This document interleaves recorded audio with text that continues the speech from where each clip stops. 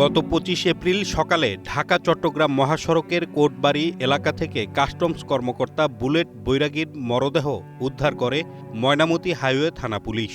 এর আগে কুমিল্লায় বাস থেকে জাগরঝুলি এলাকায় নামেন বুলেট। তারপরই ওত পেতে থাকা সংঘবদ্ধ ছিনতাইকারী চক্র টার্গেট করে তাকে।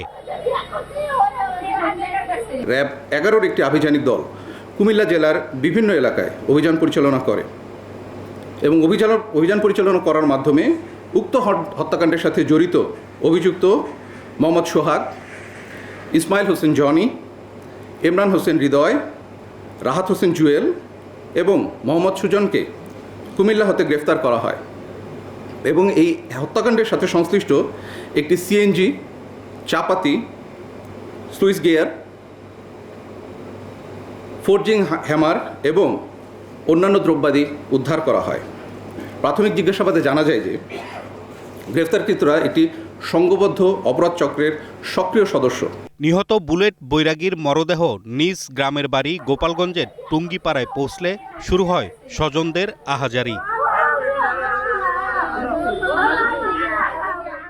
পৃথক আরেকটি ঘটনায় টেলিগ্রাম ভিত্তিক পর্নোগ্রাফি কন্টেন্ট বাণিজ্যের সাথে সম্পৃক্ত সাইবার অপরাধ চক্রের আরও ৫ জনকে গ্রেপ্তারের কথাও জানান তিনি।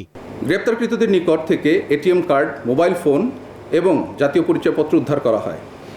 প্রাথমিক জিজ্ঞাসাবাদে ও যাচাই বাছাইপূর্বক তাদের ব্যবহৃত মোবাইল থেকে ১.৫ লক্ষ নগ্ন অথবা স্পর্শকাতর ছবি ও ভিডিও এবং প্রায় ৩৫০টি গ্রুপ ও চ্যানেল পাওয়া যায়।